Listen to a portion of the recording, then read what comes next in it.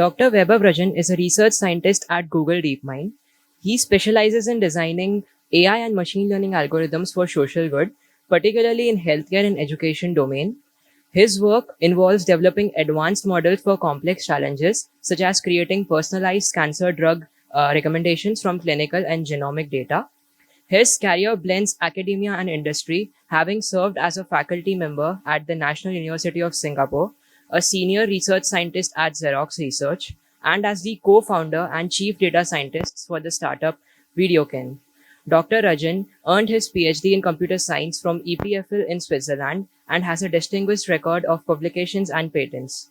Please join me in welcoming him on stage.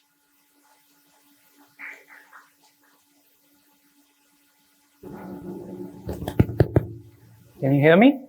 Yeah. Right. Thanks for the kind introduction. Yeah, it's nice to be here. First time in Gandhinagar. Yeah. So this talk, I recently joined Google DeepMind, and before that, my lab at National University of Singapore was working on applied machine learning and mostly healthcare-related applications. And the work that I'm going to present today was primarily done there. Some of it is continuing even now. Right. Just to understand the background of the audience here, how many of you have worked in healthcare or bioinformatics or genetics or anything related? Okay, thanks. And I guess all of you know AI and machine learning. How many of you know domain adaptation? Okay, great. So this talk is like most interdisciplinary subjects. There is going to be a lot of domain-related things, and as well as the ML and AI part.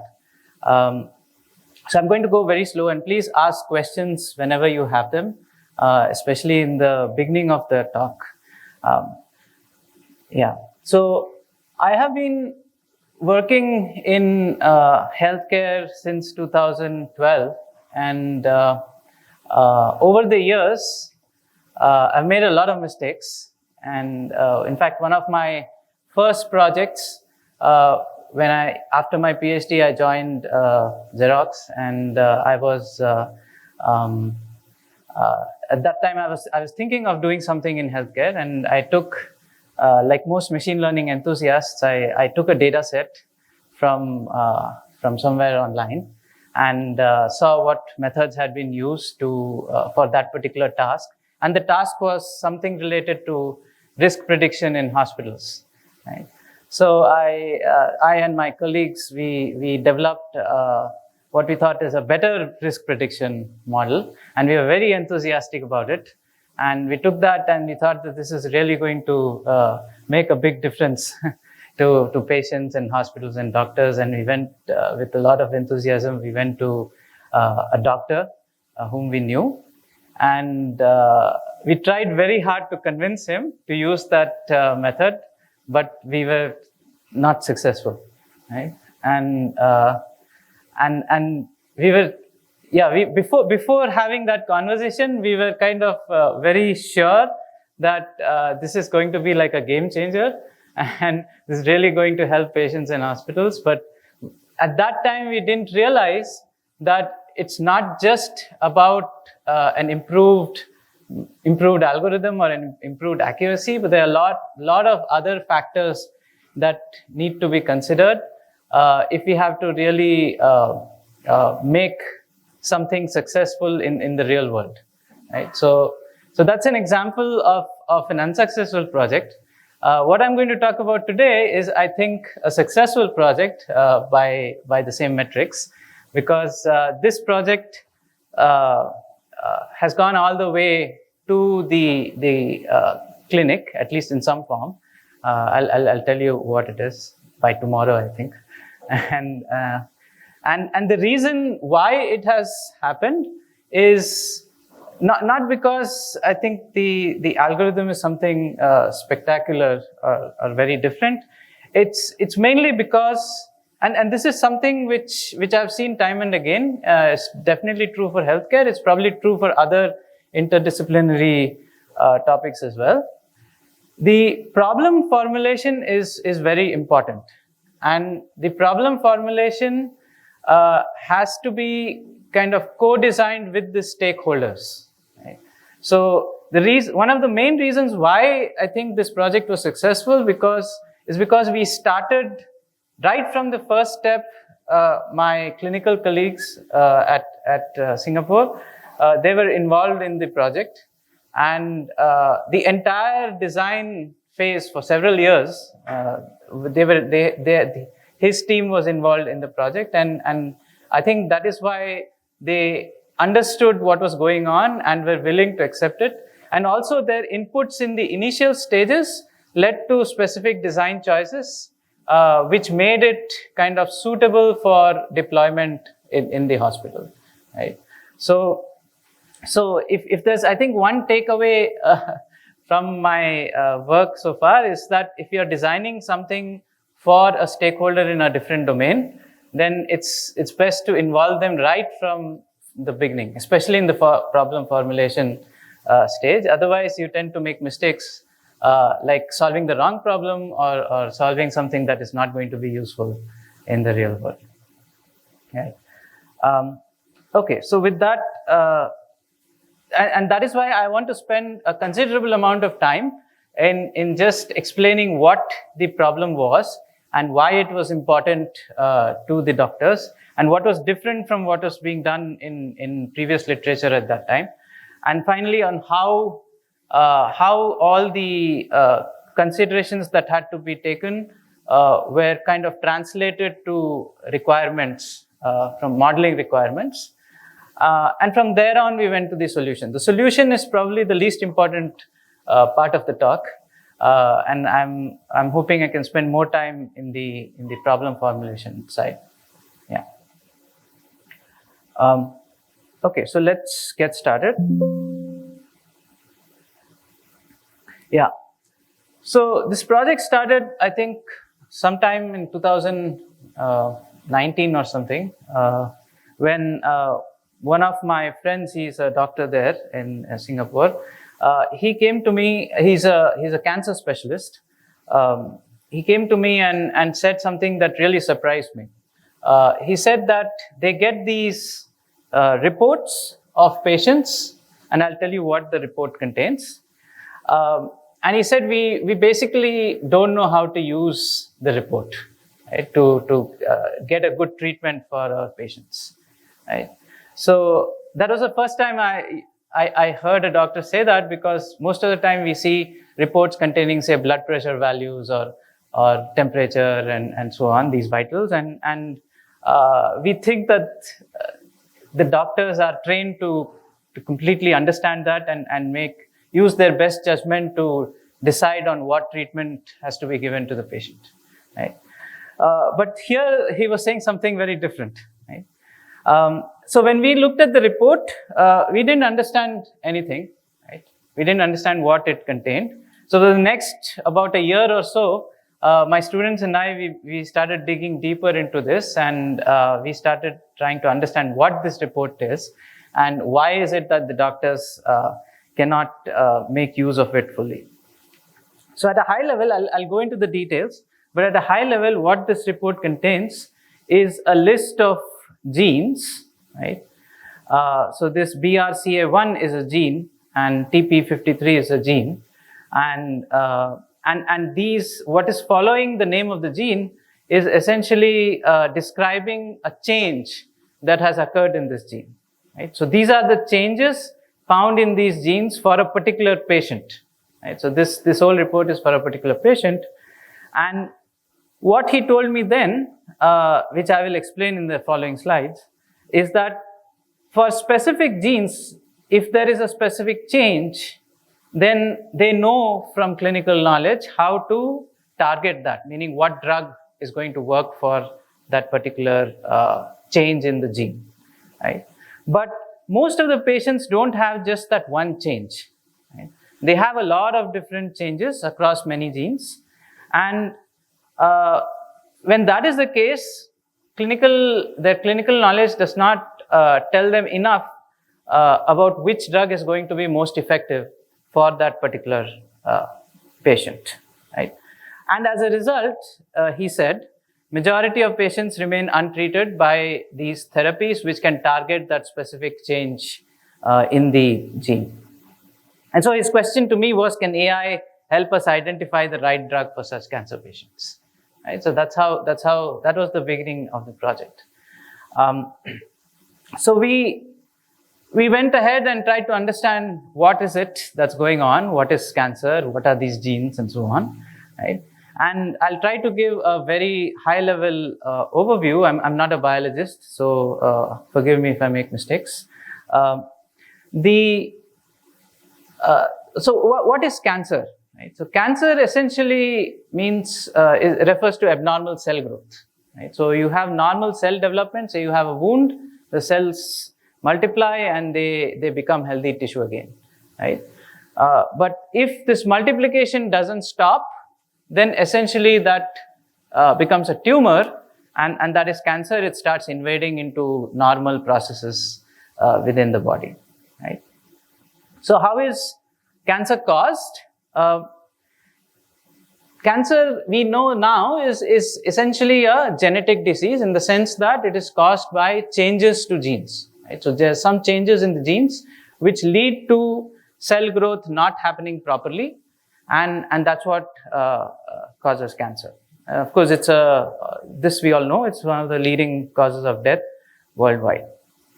So what exactly is this gene? So very, very briefly, if you look at this picture, it shows the schematic of a cell. Right? So there's everything in our body, like all the organs are made of tissues, the tissues are made of cells. And in all these cells, there are 23 pairs of chromosomes. Right? So you can think of a chromosome as this long double helical structure. Right? So each chromosome is essentially, from a computer science point of view, it's a sequence. Right? So it's essentially a sequence of chemicals that are called base pairs, right? And these chemicals, they can be abbreviated as ATCG. So you can think of it as a very long sequence of the alphabet ACGT. Right? So this sequence, which is roughly 3 billion base pairs long, is present in every cell in our body, in all living creatures' bodies. Right? The length changes across different species. So now, what is a gene? It's essentially a subsequence of this long sequence, but it is a subsequence that has some importance functionally, meaning that gene is responsible for some function within our body. Right? So in this long 3 billion base pair long sequence, about 20,000 such subsequences have been identified, and their functions are being studied. Right? So we know many of their functions as well. Yeah. So coming back to what a cancer, how cancer occurs. So you have there are some genes which are supposed to have normal functions, right? So for example, there may be genes that may be regulating cell growth, right? And if that gene has some change in it, which means it is not able to regulate cell growth well, then it can lead to abnormal cell growth and cancer, right? And then there are certain genes that can help in DNA repair, right? So when something like this happens, there is some repair mechanism that occurs, and if those genes are affected, then again that may cause cancer, right?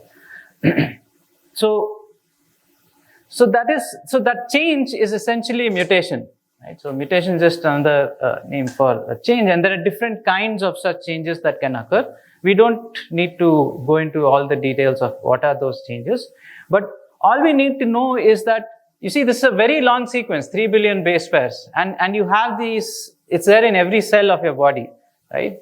So there can be a lot of different mutations, and every cancer has an individual set of mutations. It's kind of characterized by some mutations that have caused the problem, right?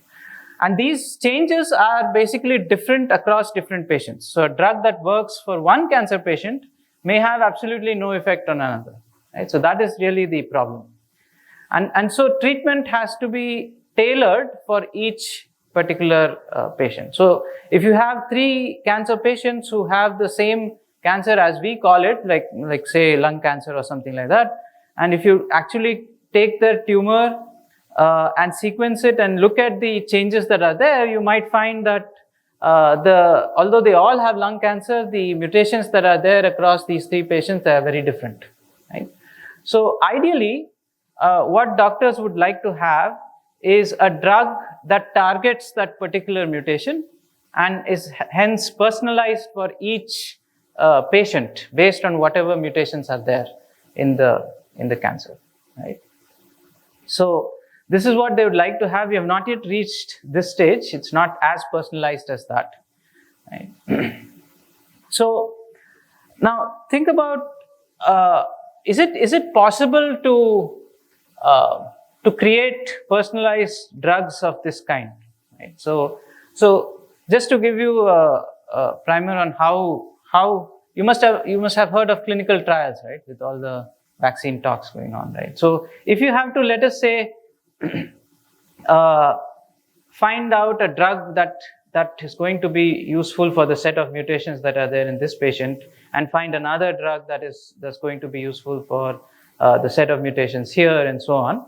How would you do it through the standard process, right, of clinical trials? So what happens in a clinical trial? Let's say there is a hypothesis that a drug is going to be useful for a particular set of mutations, right?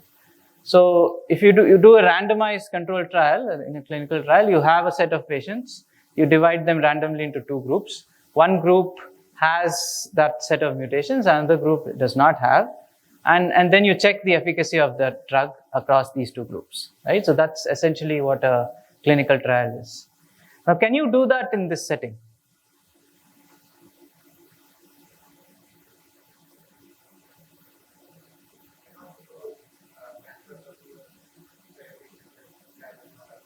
I'm sorry? So in RCT, basically you have 2 groups, and I'm supposed one of them does not have cancer and one group has cancer. So, okay, so no, that's not what I'm asking. Let me rephrase the question. So I'm asking if this particular drug.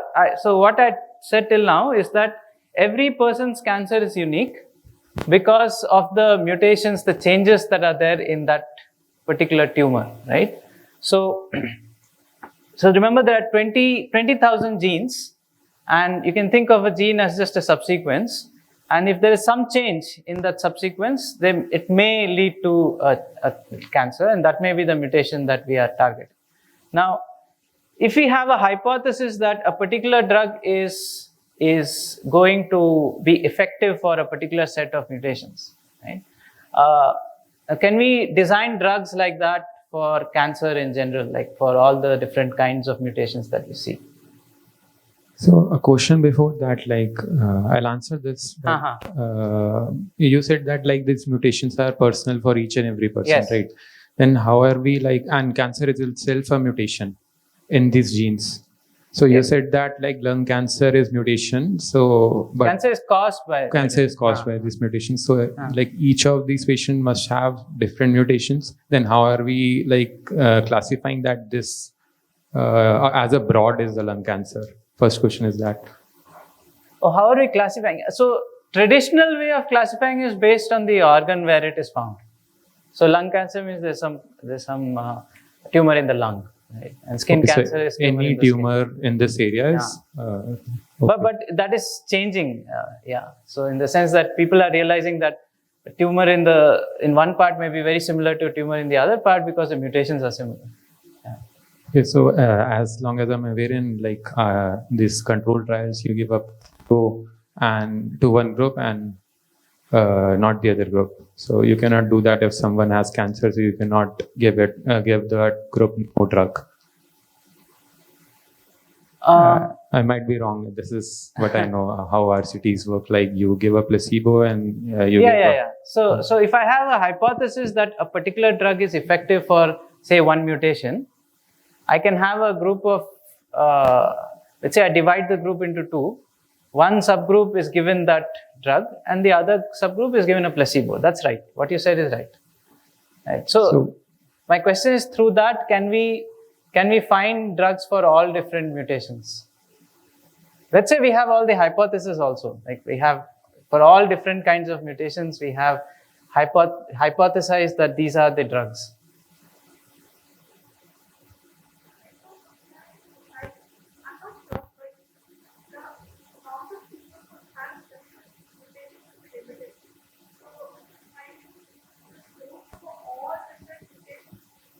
I don't think it would be possible. I don't know. That is where I'm trying to go, but I'm not sure of the answer.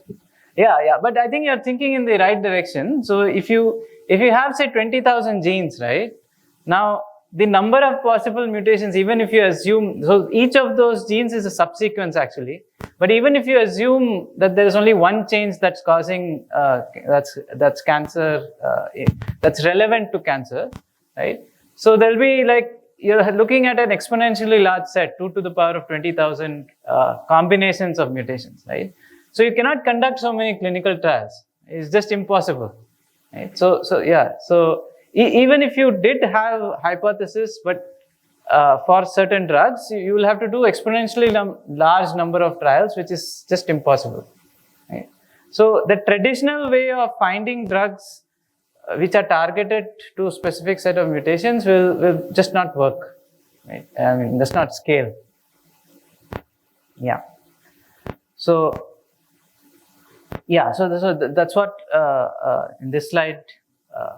That's essentially the fundamental problem here, because if the set of possible mutations was tractable, then they could have just done it the standard way of finding which drugs are going to be effective for a set of mutations based on whatever knowledge of biology they have, and they could have just conducted clinical trials. But given the space of how large the space of mutations is, it's just impossible to solve the problem through traditional routes of clinical trials. And so, of course, you can't just rely on clinical trials. Clinical trials, of course, have to be done eventually for for the hypothesis that you are very sure of. But before that, you need to be able to reduce this space, the large combinatorial space that you have. And so there are a number of data-driven studies that are going on. And people are collecting data all over the world. In fact, one particular cancer genome atlas has petabytes of data for different cancer types. And I've been talking just about mutations, but there are actually changes of many different kinds that can occur, and there are different ways of measuring these changes. So all that data is also available, and researchers all over the world are actually studying and trying to understand this data. Yeah. But for our purpose, we don't really need to go into the details of the biology here, and we just need to understand how this data is represented, right? So until now, I was talking about sequences, right? So I said we can think of the entire genome as one long sequence of these chemicals, but rarely we build models directly using this representation of data. So what is typically done is that you consider the genes of interest, right? So I said subsequences within this sequence, they are genes, right? And we know that, say, G1, some one subsequence here, is important for, say, a number of biological reasons, right? So like that, there may be other genes. And in the maximum, you can also take all the 20,000 genes, you'll still have just 20,000, roughly around 20,000 dimensions in this vector, right? So you can take all the genes of interest and then look at it as a binary vector, Right? So a particular patient can be represented by this binary indicator, which just tells us whether there is a change in that gene or not. Okay? So that's one way of representing the data. Another way of representing the data is called gene expression. Again, I'll skim over all the details, but essentially it's a real number associated with each gene. And this real number or a count, it can sometimes be a count also, it essentially indicates the activity level of the gene. So at a particular time point, how active that gene was, activity in terms of whatever functional purpose it serves within the body. Right? So these two are two very common ways of representing genomic data. And another way of representing, which is more fine-grained than this mutation vector, is to look at, remember I said that each gene is a subsequence of this very long sequence, right? So in this particular gene, this binary vector is just telling you that there is a change. But there might be multiple changes at multiple locations because it's a subsequence, it's a sequence, right? So there could be a change in the first position, fifth position, and so on, right? So you can actually represent that, saying that in gene 1, in this particular location, some specific change has occurred. So R has changed to C is basically a code for saying what kind of change has occurred, right? So this is a more fine-grained representation of what exactly has happened in that sequence within that gene. So you can have this sequence of mutations as one representation of a patient. So these are all different representations of the data for a particular patient, telling us different things, right, about what has happened at that level. Yeah. So we can kind of we probably don't need to know much more biology than this. Right? If you can understand that this is what is represented, yeah, then I think we should be able to follow the rest of it. Okay, so going back to the report that I started with, yeah, so now I think we can understand one part of the report, which is essentially saying that these are the different genes, these are just names. So I had used G1, G2, G3, but biologically they have their names. So that's what the names are.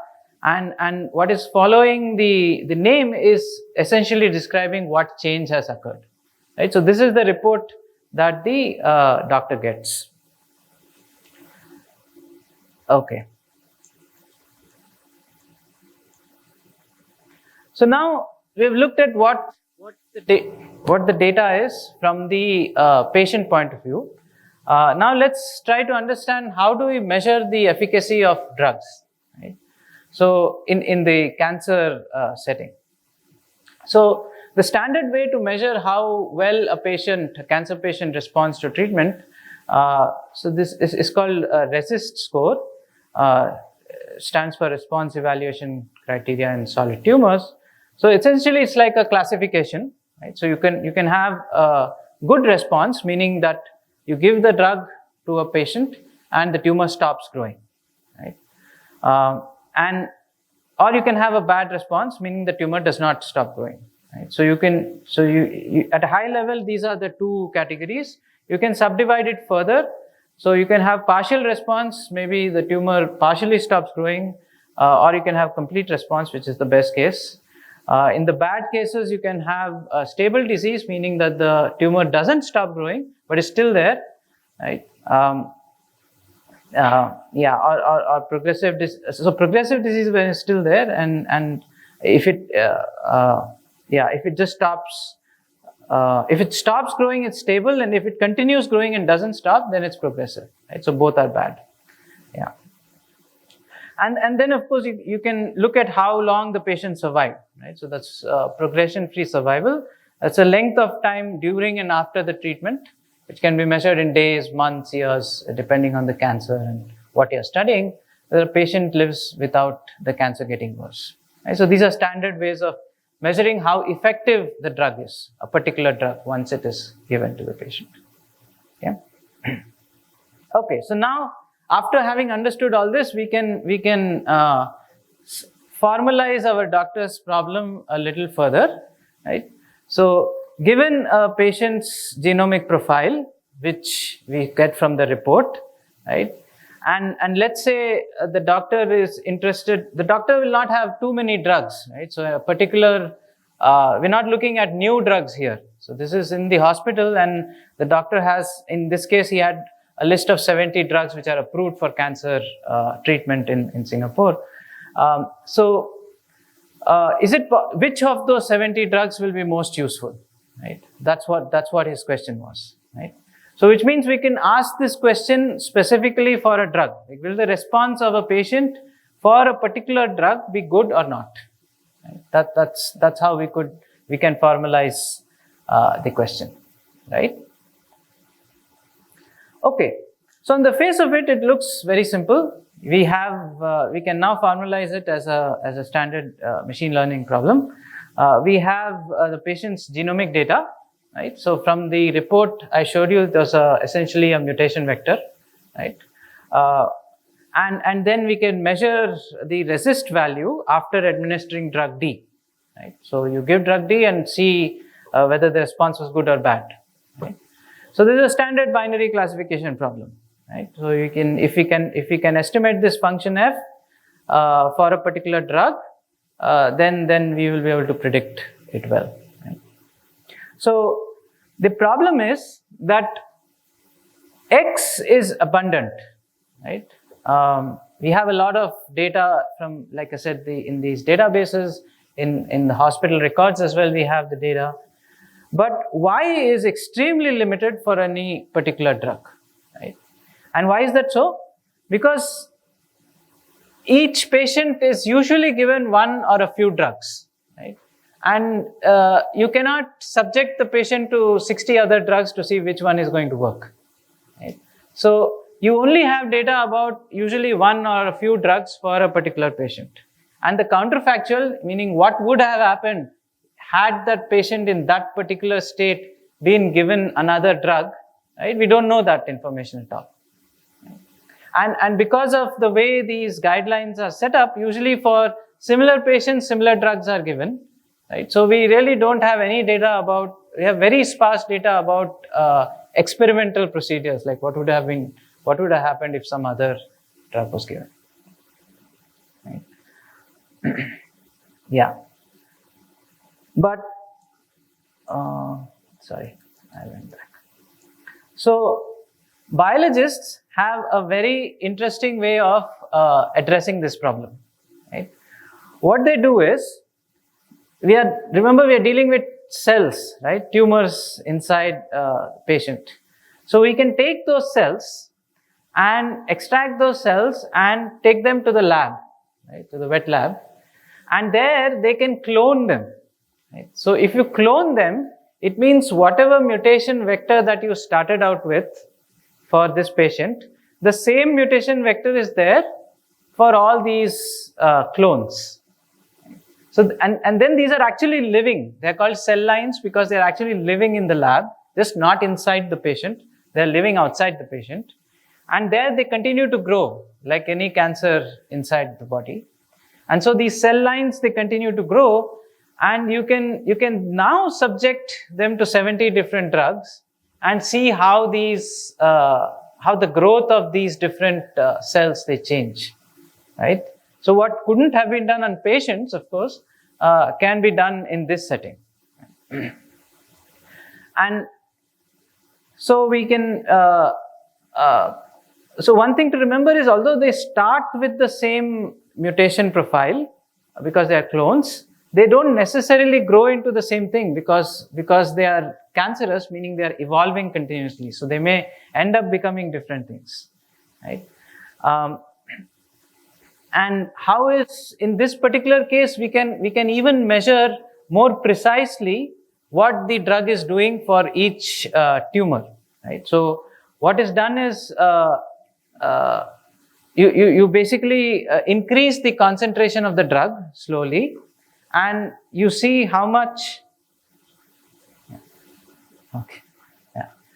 And you see how much of the growth is being inhibited, right? So your aim is to reduce the number of cancer cells, right? You have to prevent the growth of those cancer cells. So On the x-axis here, you progressively increase the concentration of the drug, and on the y-axis, you basically measure in some way how many cells are still alive, right? How many of those cancer cells are still alive. So you can see that as typically you see a shape like this, right? Meaning that if you increase the concentration of the drug, the number of cells that are alive will keep decreasing, right? So you can do this for different drugs, and you can get a different curve for a different drug. And you can see, if you compare curve 1 and curve 2 here and curve 3 here, you can see that the efficacy of curve 3 is better than the efficacy of curve 1, right? Because you only have to give a small dosage for it to kill the cells, kill a lot of cells, right? So the lesser concentration here, take for example this concentration. At this concentration, it brings down the total number of cells by from 1 to about 70%, whereas at the same concentration for drug 1, it brings down the number of cells from 1 to around maybe 95%, right? So basically the lesser the area under this dose response curve, or the more the area above the dose response curve, the better the efficacy of the drug in those settings. So these drug response measurements in cell lines in the lab, they are available.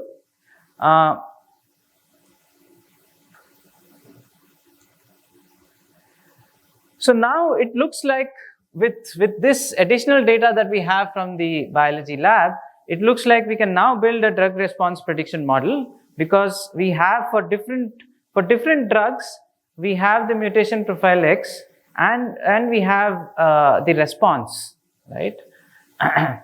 In terms of the area under the drug response curve, right?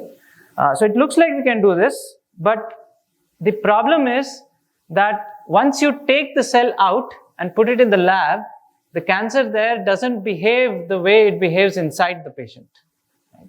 Because inside the patient, like inside us human beings, it's a very complex environment, right? So you have immune system and other systems working all together. Whereas here they are living alone in this petri dish, and those factors are not there anymore.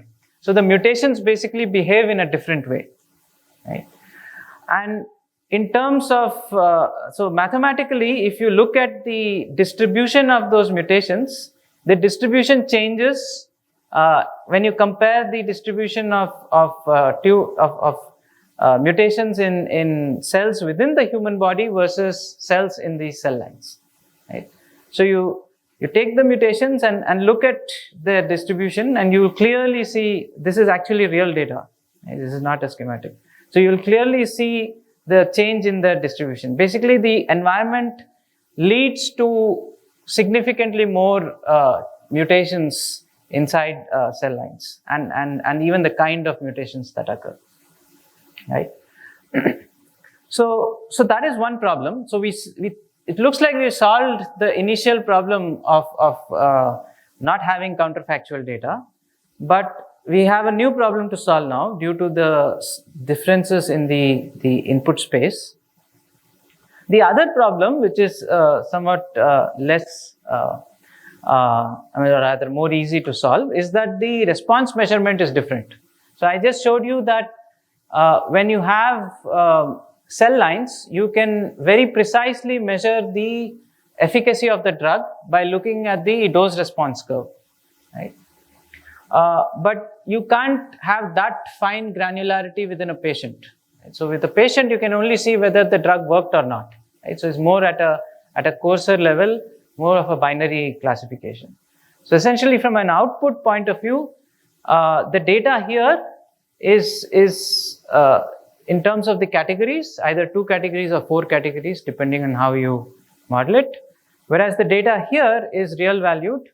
And the main problem is that there is no correspondence, meaning that you can't simply take a threshold here and say that threshold will lead to a good response in the patient, and this below this threshold will lead to a bad response in the patient, right? So those are the 2 main problems: the input space discrepancy and the output space discrepancy. Okay, so with that background, we can now formally state this problem in mathematical language. So you have two domains, right? So one is the patient domain, the other is the cell line domain. In both cases, you have the genomic profile, right? So it can be in terms of the mutation vector, or it can be gene expression vector, right? So it's some vector containing either binary values or real valued vectors, or it could be a sequence as well. So there are different ways of representing this genomic profile. But in both cases, I mean, however you represent it, the distribution of the mutations is different, right? So that's one difference between these two domains. Then, from the response point of view, the measurement of responses are different. So in cell lines, you have the area under the drug response curve, which is essentially like a regression problem. And in patients, you have a classification. And there is no direct correspondence between these two.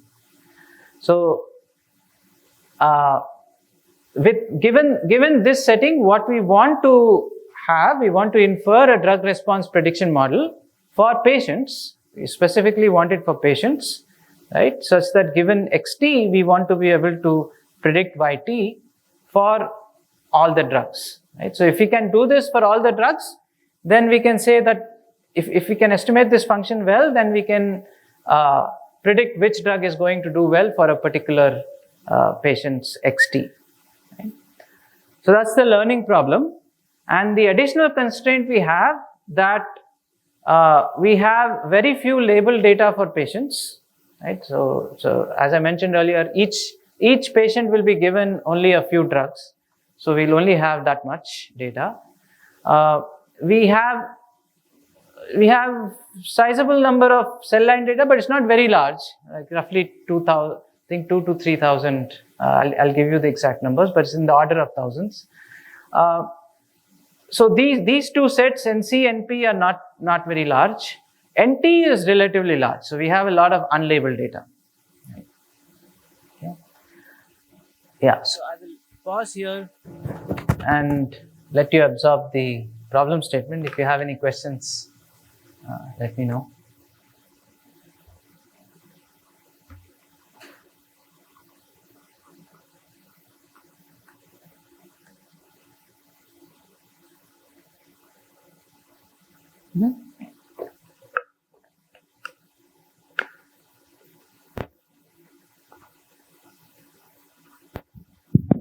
Since this model is very critical from cancer patients' perspective, how do you explain this model from explainability perspective? There is no model till now, and this is just the problem. Okay. So basically, this F can be modeled in different ways, and we are going to talk about how to model F. And yeah, explainability is very important, and I'm going to talk. Tomorrow I think for some time I'm going to talk about how the doctors were interested in what kind of explanations they were interested in. Yeah. Okay, thank you.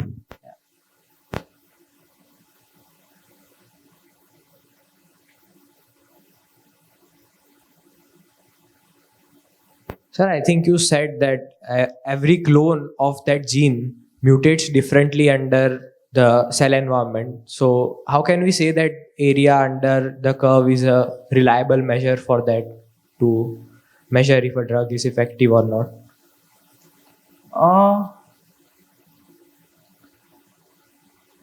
So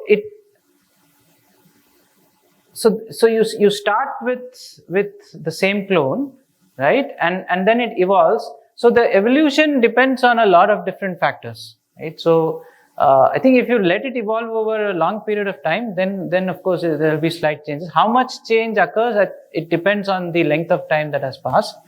I think for shorter periods of time they are similar, right? Very similar, and in that case, where is this?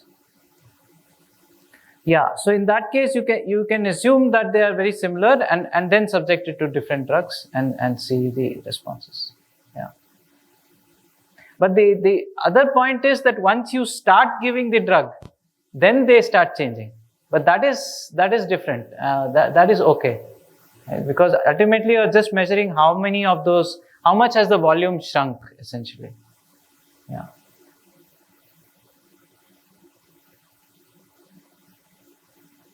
Yeah, there's a question there.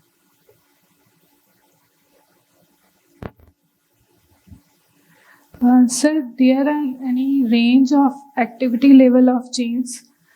Previously in mutation vector part, you defined some activity level of genes. So there is any range like for particular genes? Oh, for the gene expression vector. Yes. Yeah, I think it depends on how you measure the gene expression. In some cases, it is a count, and in some cases, you can assume that it's normalized, so it lies between 0 and 1. And sir, doctors also for cancer diagnosis, doctors also use the biopsy as a screening test. So they also take the cells from the human and also check the cell growth in lab. So we can directly apply that drug response part on it.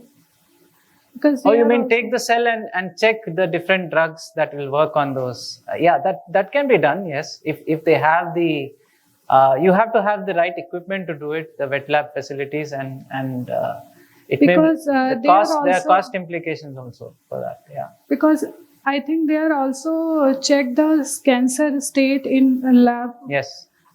Through cell growth. And sir, also I did not completely understand the problem statement like some genomic profile, because I also want to work in that type of data. So which part is not clear here? The cell lines, like domain cell line XC, that part is not completely clear.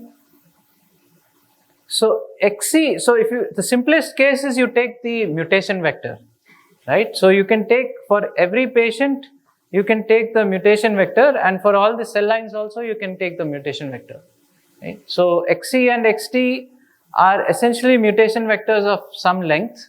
So if you are considering say 500 genes, then it's a 500 dimensional vector. The difference is that the distribution will be different. The distribution of the mutations in the cell lines versus the distribution of mutations in patients, that is going to be different. Right? That is the, but in terms of the data representation, they are similar. Is it clear? Yeah, on this, expanding on her question, like she said that we take biopsy of the cell and then we take it to the lab. So is it not similar to the cell line because the cell is no longer inside the body? Yes. Yeah. So all the problems that I mentioned, this similar problems occur there as well. In fact, there are other kinds of studies also where they take the tumor and sort of, I mean, in layman language, put it inside a mouse. And then they study how the tumor is growing inside the mouse. And they also subject the mice to different drugs and see how the mice respond. Right? So that data is also available. But even that is better than cell lines, but it's still not the same as how humans would respond. Yeah.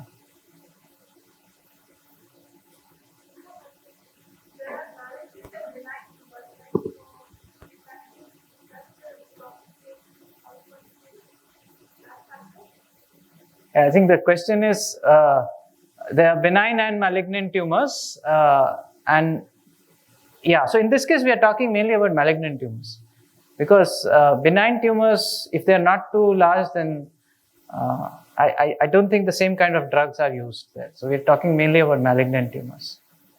Yeah.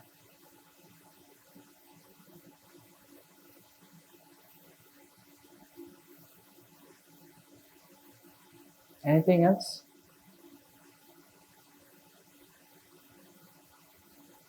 Okay. Let me. Okay, next.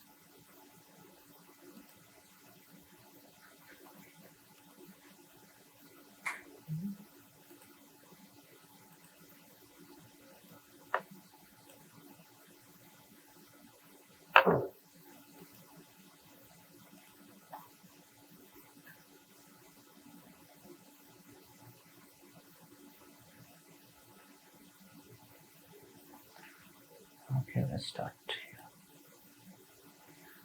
All right, so once we kind of arrived at that problem statement, we went back and we went to the literature and saw what are the different methods that have been developed to solve similar problems, and we found a number of them that are listed here. We also started precisely noting down what are the requirements from both the modeling perspective and from a clinical translation perspective. Right? So what kind of method would actually be translatable to the clinic, like which doctors can use. Right? So from a transfer learning perspective, I think the two main problems here were to address the input discrepancy, which is the difference in the mutation distributions, and the output discrepancy, the way the responses are measured, right? And the other requirement was to essentially model the patient mutation heterogeneity, right? So like I mentioned earlier, each patient has a different set of mutations, and how do we develop something that is very personalized, right? So these were essentially the requirements from a modeling perspective, right? Now, if we looked at the previous methods, most of them had tried to address this problem, these problems, transfer learning related problems, but where they were failing or where they had limitations was with respect to clinical translation requirements, right? So what do we mean by that? Essentially, we wanted a method that the doctors could actually use in their, like in the hospitals, right, for patients. So for which they had to be able to, the input, the X to the method, right, that had to be, they could only use what was available in the hospital, right? Whereas a lot of papers that we saw, they assumed that a lot of other data types are available, but actually in the hospital, they were not available, right? And another way of looking at what the clinicians want is the utility, right? So basically, it had to be effective enough to have clinically meaningful outcomes, in the sense that they had to be evaluated rigorously, right? And shown that patients actually benefit from the model, the application of the model, right? Which again, previous papers had not done, right? And related to that is the validity, right? The evaluation is in real world situations, right? So in an actual clinic, as opposed to say evaluation using simulated data or even cell line data, right? So these are the three dimensions by which you could measure the clinical applicability or the translational requirements, right? And so those were the additional things that had to be done after the model development to have actual clinical impact, right? So keeping that in mind, right? So what does this actually translate to in terms of our modeling, right? So if it has to be clinically usable, it means it should be able to work with the data that is available in the clinic, right? Which means that it had to remember the report that I started the talk with, right? It had to essentially use the data that is present in that report, right? And not something else, right? So previous methods had essentially evaluated their methods on, say, gene expression vectors, but those gene expression vectors are not available in the clinic, right? At least in that clinic, right? So the requirement from a modeling perspective was to be able to train with these mutation profiles, right? And here we could make the decision of whether we want to use it at a fine-grained level, like a binary mutation vector, or use all the available information to consider the sequence of mutations that are there, right? And then the clinical utility dimension essentially means that we want to be able to have clinically meaningful outcomes, right? which means we should be able to both utilize and measure later the efficacy of the model using information like survival, right? And again, this is more of a constraint. Essentially, we should enable repurposing of drugs, meaning that we should be able to see if the model works on a drug which is not standard of care, like meaning that if a drug may be a cancer drug but had never been used for, say, a specific kind of cancer, like lung cancer. Right? So can we use some other drug instead of the known standard of care? Right? So, and then of course the clinical validity is only assessed through clinical trials, where we actually use the model's recommendation on patients to see if it's really effective. Okay. Okay. Yeah. So I've already gone through this. So we wanted to be able to use the reports. We wanted to be able to use auxiliary information like patient response, and we wanted to be able to predict on drugs that are not seen during training, right? So essentially drugs that could be used in this setting but have not been seen in our training data, right? So from there, we got this laundry list of all the different requirements that our model should have, right? So this is essentially what I wanted to describe in detail, right? So usually when you start reading papers, you kind of start with this, right? You have a list of requirements, and then you start building a model, right? But just arriving at these requirements took almost a year, right, or more, right, through constant collaboration with the clinicians and trying to understand the data and I'm presenting it at a very high level, but essentially there was, and I'm kind of omitting some details, but nailing down the exact requirements, which would be such that it would actually be useful in the real world, can take considerable time and effort. Yeah. Okay. So with this, we could of course look at the previous methods and see which of these actually met our requirements and which of them did not. And we could see that most of the methods, they actually had focused on handling the input discrepancy, meaning the distinction between the distributions of the mutations. So there were methods that essentially used one or the other form of transfer learning or domain adaptation to get good representations from both cell line data and patient data. Some of them had also considered the output discrepancy, right? But most of them had actually not considered the clinical translation requirements, right? So as a result, like if you take one of these methods which are published in the literature, doctors couldn't really use them directly in the hospital, right? I mean, that's why they came to me in the first place. Yeah. Okay. So my group actually developed 3 methods.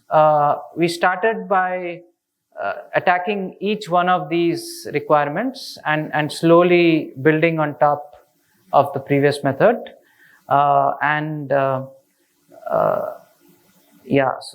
the goal was to, of course, develop a clinically translatable personalized cancer treatment recommendation system. And our first approach was to just take these requirements and see what is the best machine learning method or model that can be used to address these requirements, right? So that was the first method. And then the method actually, so in the first method, Druid, we started by taking the data that is there, the reports, and modeling that input. So it was clinically translatable, but some of the intricacies had not been modeled. So we took a very simple approach first, and then we built on top of it and added we modeled the varying length of the input and used additional data to further improve the model. and then we so that was the second stage, and then after that we added some more modeling improvements to be able to model the patient heterogeneity which was there. So essentially, step by step, once we had the requirements clearly spec'd out, we developed the models and incrementally developed these three models. So I'm going to talk about the first approach, the simplest approach, Druid first, and then talk a little bit about Predict AI. I'm not going to talk about the third method. I'll leave it to you to look into it if you're interested. And then after describing these two methods, I'm going to talk about some of the factors like explainability and what we learned after deploying this in the hospital. Yeah. Okay. So our requirements we had. So all this while we have clearly understood what the requirements are from a model like this, right?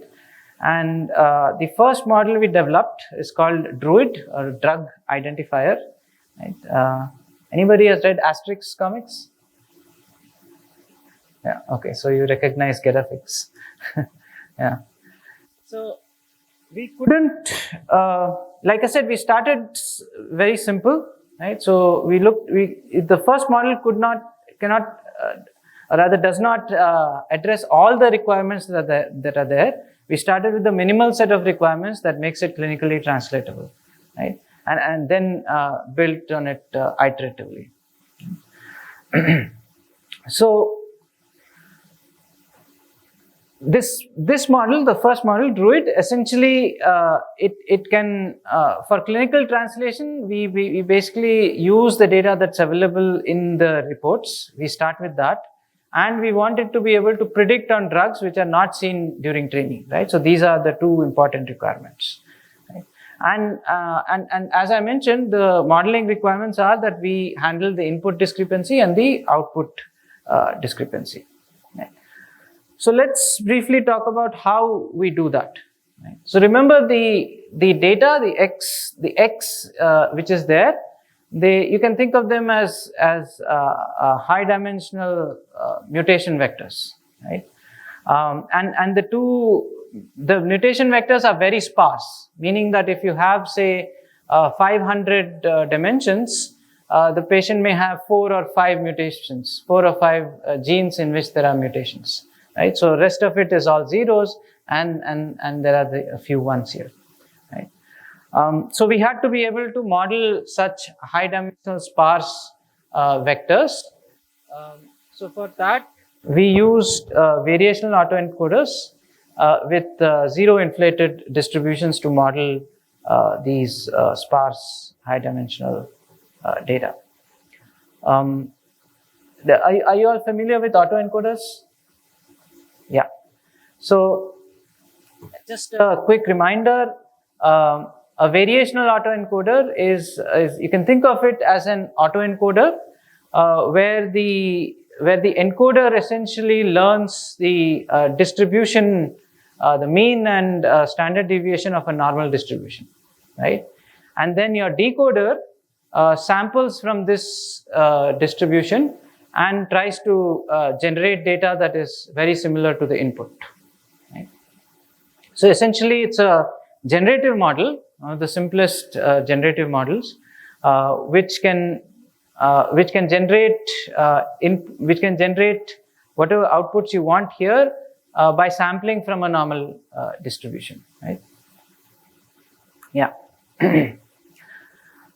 So the basic idea is to take data and be able to learn this probability distribution in the latent space. So remember our problem statement. Oh, sorry, it's in the other one.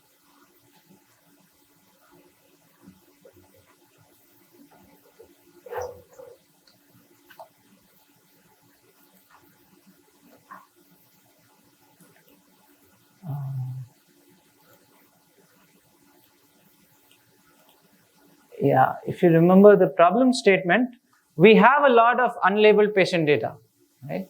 So it makes sense to be able to utilize this to learn the distribution, right, of xt, right? So that is why we first started by building a generative model which can learn this distribution. And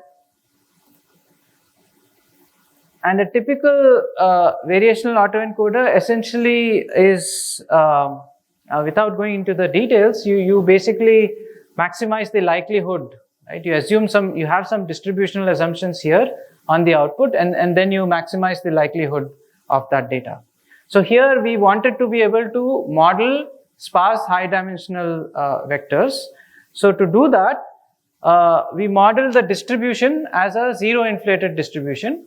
Now what that means, essentially it is a mixture. Like if you're familiar with Gaussian mixture models, right? So if you have in Gaussian mixture models, you have a number of Gaussian distributions, right? So here you have one distribution, which is the distribution of the non-zero data that you're trying to model, and another just a zero spike, right? So a combination of those two gives you a zero inflated distribution. It can be a zero inflated Gaussian if you want to model real data, or it could be a zero inflated negative binomial for count data, or Poisson, zero inflated Poisson for count data, right? So essentially the distribution has a point mass at 0 for the 0 values, and some other distribution, either a Gaussian for real values or a negative binomial for ordinal values, right? So with that, we were able to model we could get a generative model for the sparse high dimensional vectors that we had, right? Right, so here are some more details about what the distribution is and how do you get the log likelihood. So I'll just skim over that.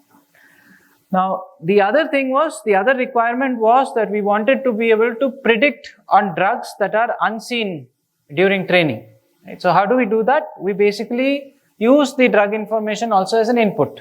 Right? So the input to the model should contain not just the vector X, but also some encoding of D, the drug, right? And there are standard ways of doing this, right? So one way of encoding the drug information is called Morgan fingerprint. So you can essentially think of that as some way of describing the chemical structure of the drug, right? So that is given as another input to the model. Now, the third requirement was that we wanted to handle the input space discrepancy, right? So again, we used a standard technique, which is a technique from domain adaptation called choral loss, where essentially you have, if you have two representations, let's say you are using a variational autoencoder for the cell line representations and another variational autoencoder for patient data representations. The choral loss, you train those two autoencoders together and add another loss term where you minimize the covariance of the embeddings that you are generating, right? So ZC refers to the cell lines and ZP refers to the patients, right? So with that, that's a standard technique in domain adaptation where you are trying to get, so you're having two different domains, but you're trying to get a representation that is kind of lying in the same space. So with that representation, whatever predictions you make, say for cell lines, you will be able to make the same thing for patients as well. So that's the key idea. And to handle the output space discrepancy, we essentially had a multitask model where you have one head for predicting regression and another head for predicting classification. And so you have a loose association here. You're not thresholding or you're not assuming anything with respect to the thresholds for the regression problem and to translate it to the classification problem, right? So these are all standard techniques in machine learning, which we essentially use to build our first very simple model, right?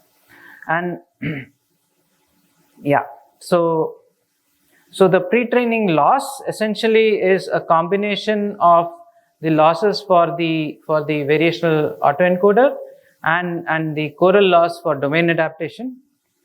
right? And there is a reconstruction loss as well, right? So there is the pre-training phase, which is unsupervised, and then there is the fine-tuning or training phase, which is where we use the Y values, right? In this case, the drug response information, right? So that is again a standard MSc loss for real values, and so it's a multitask learning scenario where the two tasks are the classification and regression tasks, right? Right. So stage 1, we pre-train the variational autoencoders, and this is the stage which essentially handles the input discrepancy, because we are modeling the differences in the distributions here, right? And we are training on the mutation data. And stage 2 is where we learn the multitask model, and this is where we handle the output space discrepancy, and we also allow drug repurposing, because this is the stage which takes the drug encoding as the input. So that's the overall idea and how it kind of meets the requirements that we set out with. Okay. So just to now show the entire architecture, what is done is we have the cell line data, right? So that's one domain, and for the patient we have these reports. So from the reports, we can extract the mutations and the mutation information here, right? And there's one step which I have not gone into the details of, but here essentially we incorporate information about known clinical knowledge about these mutations, right? So, for example, for each of these mutations, we know certain facts from biology, right, which can be encoded in various ways. For example, it belongs to some category of mutation, or there is some score which tells us how much effect it has on cancer and so on. So essentially for each mutation, we can build some kind of a feature vector. You can think of it as like that. And you can build this entire feature vector for all the mutations that are there.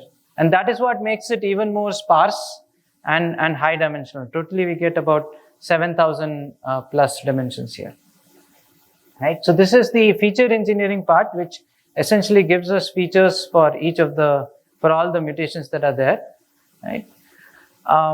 And then we train the two variational autoencoders, one for each domain, and we align the representations to take care of the differences in the domains. So these representations can now be thought of as domain invariant representations, with which we can build the multitask learning network, right? So these domain invariant representations and the drug fingerprint, which is the encoding of the drug, those two are together used to train a multitask network, which predicts the regression for the regression task and for the classification task. So this is for the cell lines and this is for the patients, right? So that is the entire pipeline.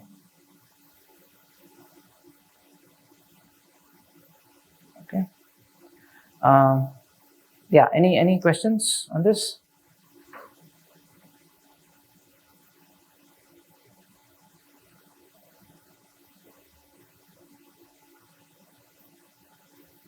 Yeah.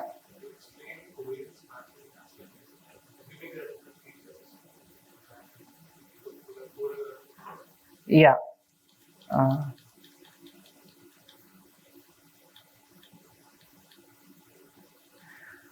Yeah, so this is quite an old technique in computer vision, from computer vision actually, I think. So the idea is to align the source and target domains. So if you have two different domains, the loss is very simple. You take the covariance of one representation and the covariance of the other representation, and you minimize it. So during training. So the idea is that they can have different means, but the covariance will be less, so it kind of moves it into a smaller subspace, and then you use that representation. You assume basically that is a domain invariant representation. I don't know if there is any more theory on this, but empirically, a lot of studies have shown that this works very well, yeah, in practice.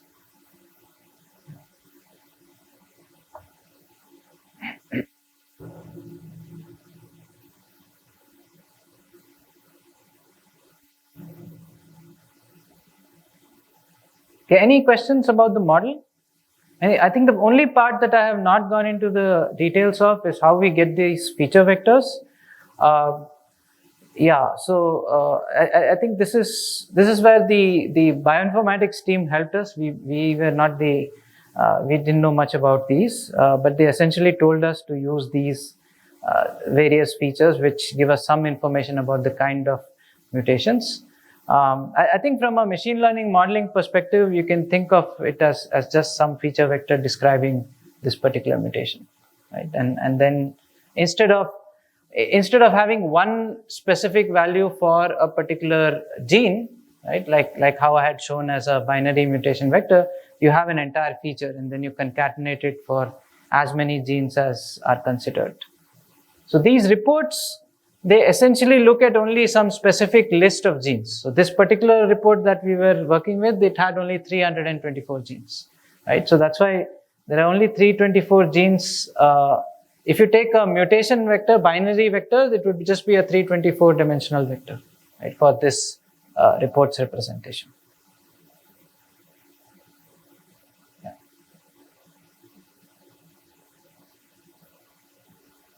Any other question?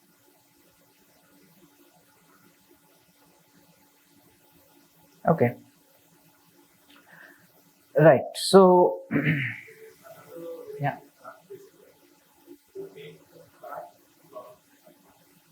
Oh, yeah.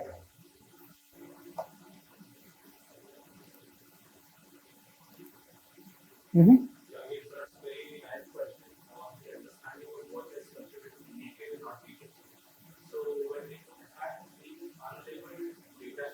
Hmm.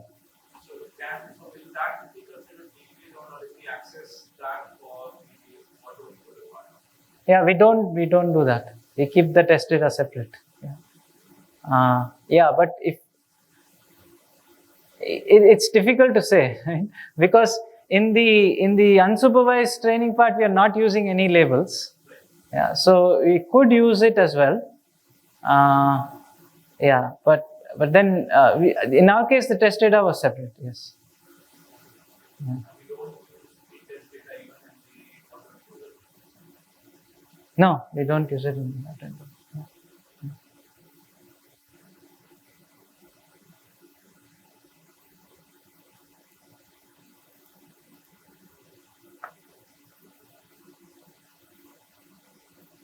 Okay, so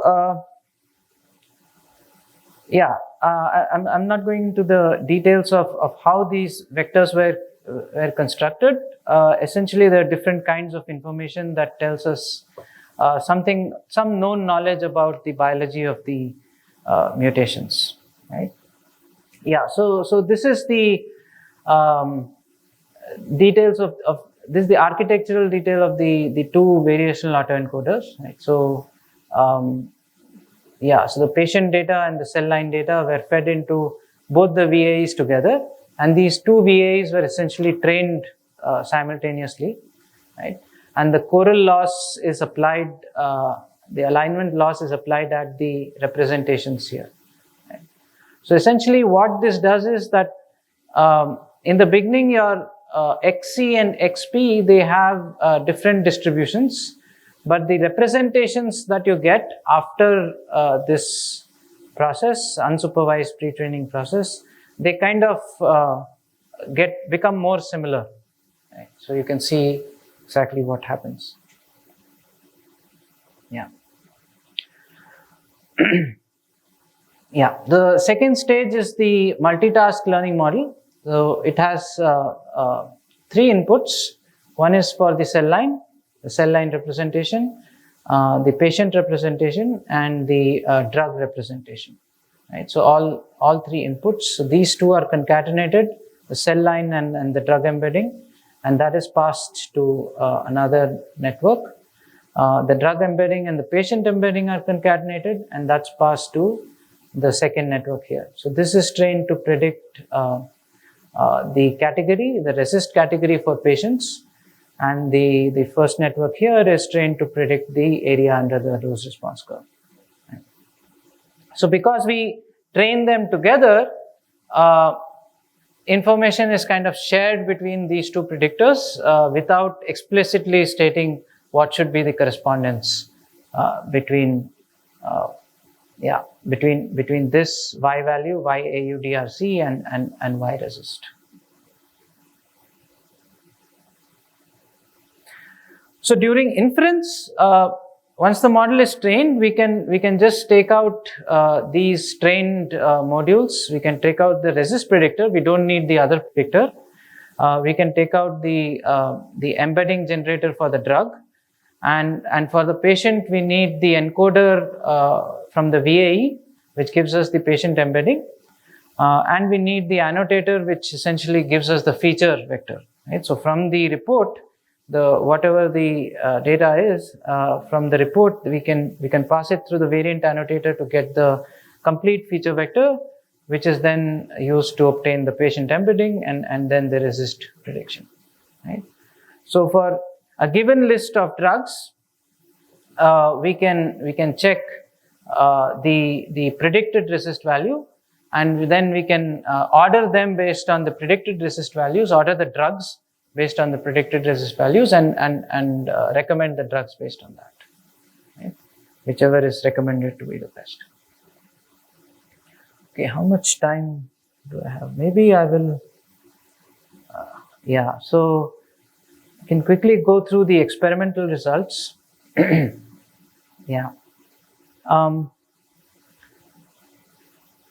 So we split the cell line and patient data into train and test splits, right? And we train the model on these train splits of cell lines and patients, and we compare the performance of the model with the previous best methods. And these are the AUROC and AUPRC curves for Druid and all the previous methods here. So you can see that Druid does better than the previous methods in terms of both the AUROC and AUPRC. Right. By about 6.4% in AURC and AUPRC. And then we did a number of other experiments. So one of the main questions here was whether this kind of data, so most of the previous methods, like all these methods that we compared with, they had primarily used gene expression data. And gene expression data is not available in the hospitals that we work with. Those reports did not contain gene expression data, and what I understand is that from a cost perspective, it's not viable to get gene expression data for all the patients, whereas the mutation profiles are more readily available. So the first question was whether the use of just the subset of mutations that are present in these reports, are they sufficient in terms of predictive value, right? So what we did was we compared 324 genes which are included in that particular report, the report that we were working with. We also compared it with, say, the use of all the genes, around 20,000 genes which are available in the entire genome, and some other subset, 285 genes that are found in other similar reports. And what we found is that the difference is not significant, meaning that these 324 genes that are there in this particular report are sufficient, at least with this model, they are sufficient with respect to their predictive value for predicting the efficacy of drugs. And you don't have to use all the other genes that are there, right? And then we compared the predictive ability of again this set of mutations that we are using, right? And gene expression which has been used in all the other previous studies, and we found that the features that we are using essentially have much better predictive accuracy compared to the other data types. Right. So this again looks at some other data types. I have not described them to you, but essentially there are other ways of measuring changes in the genes. And what this tells us is that the for different drugs, these are all different drugs, cisplatin, paclitaxel. For each of these drugs, we can see that the way we are using the data, the mutations and the features that we derive from there, it's basically giving us the best performance for all these three drugs. Whereas if we look at other changes that are there, they do not have the same level of predictive value. So in this case, again, this is a completely different data set itself, which was not used in any of the previous evaluations. So to answer your question, this was on a completely different set where we looked at colorectal cancer patients from the hospital and ovarian cancer patients from the hospital. We took their data and evaluated the efficacy of our model and compared it with the known truth there. Yeah, this is the same, essentially telling us the same thing, but just looking at AUPRC instead of AUROC. Yeah. And then the reviewers asked us to do this. So they were essentially saying that our method uses a different input. So there's a change in the input and there's a new method, right? Whereas all these other methods have used another input, which is the gene expression input, and they have different methods. So if you use their input and their model, how does it compare with your input and your model? Right? So change both the inputs and the model and show us the efficacy across different drugs. So there also we found that on most drugs, the combination of our input and our model was better than their input and their model. So both in terms of the model as well as the inputs that we were using, I think both had benefits in this case, which was also seen in the ablation study. Right? So basically, addition of these variant annotations actually helped improve performance a lot. Right? So this is the complete model, and this is the performance of the model without the variant annotations, and this is the performance of the model without variant annotation and the zero inflated normal distribution. So essentially we see a drop all through. Okay, so all these experimental results essentially showed that the model worked well, and I think because the model was developed to meet the requirements of the clinic, essentially this was clinically translatable as well. Right? So tomorrow, I think we'll end here, and tomorrow we'll look at how we improved the model, and also we'll look at what we learned by actually deploying it in the clinic, and what more the clinicians wanted in addition to predictive accuracy. Yeah. Right, so that's all for today. Thank you. If you have questions, I can take.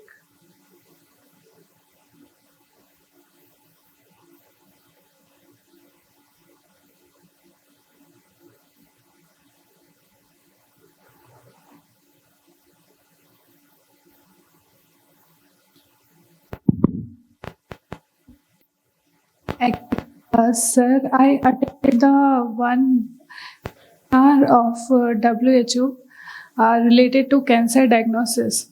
So in that webinar, they talked that we should have to use the multi-modality data sets like gene, images, and other behavioral data sets also. So what do you think about that?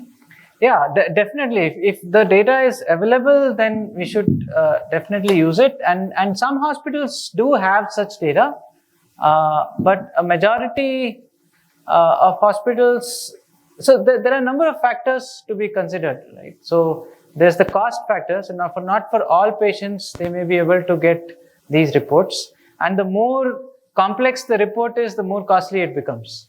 Right? So if you want to scale it to a large number of patients in a large number of hospitals, then you have to probably work with a set of diagnostic assays or diagnostic tests which are going to be scalable even from a cost perspective. Right? So if multimodal data is available and it's affordable, then of course that will be more valuable from a predictive perspective. They will provide in the IARC site in future. Yeah.